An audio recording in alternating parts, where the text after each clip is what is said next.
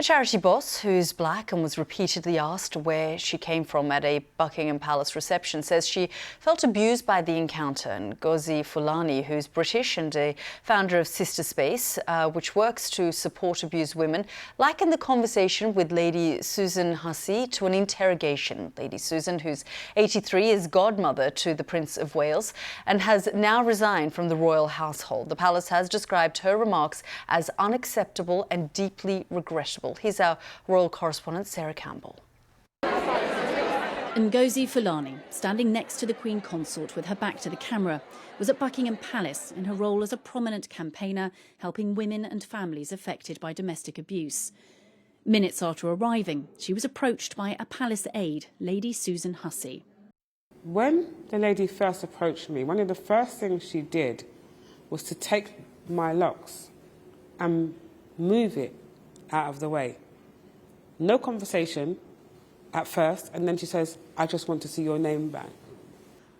Ms Fulani, a British national, then says she was repeatedly and aggressively questioned. "I'm from here, I was born here." "Yeah, but where are you really from?" "I'm really from here."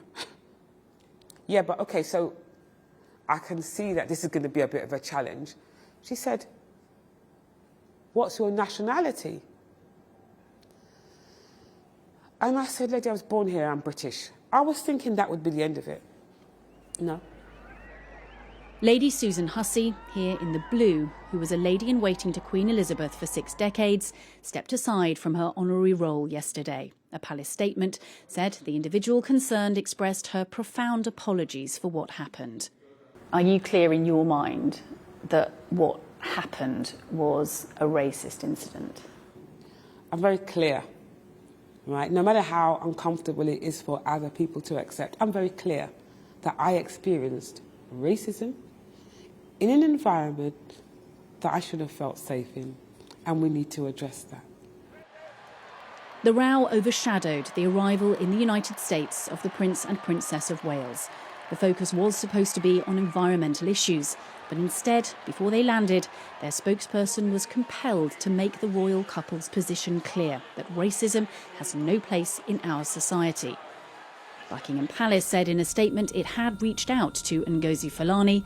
Today, she says she's still waiting for direct contact to be made. Nobody's reached out to us directly from the palace. We would look forward to a conversation because this can't be, "I'm sorry," and move on.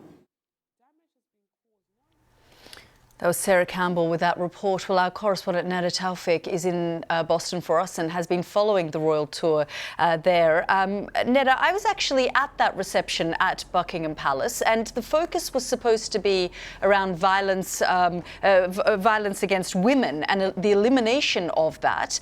Clearly, this has overshadowed that event. And just give us a sense of what it's doing with the visit of Prince William and Kate. Yeah, well, Yalda, I mean, obviously this is an incredibly embarrassing start to what should have been really the biggest showcase event for William and Catherine, this Earthshot Prize that William started to try to bring light to climate change. Instead, they had to, as we heard there in that package, put out a statement immediately saying that racism has no place in society. Of course, they're trying to underline immediately how they feel about the incident, but also trying to get ahead of it so they can then focus on the task at hand here in Boston. Now, we have seen it be part of coverage here in the United States, along with the other events that they went to last night. So it certainly is factoring into minds here in the United States.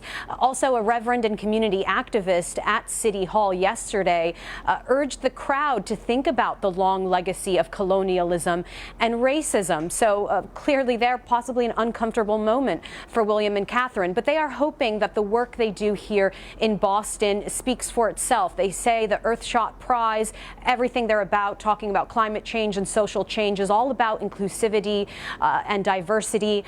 So they are hoping that they can still try to recast the monarchy with this modern face. And in fact, today, besides going to a leading incubator for tech startups here in North America that has supported companies that are trying to drive innovation around around climate change. They are also visiting a nonprofit called ROCA, which works with underserved communities. It fights against racism, and they had that planned on the schedule already as part of this drive to talk to communities directly, speaking to young men and young mothers about how society can work better to support underserved communities. Great.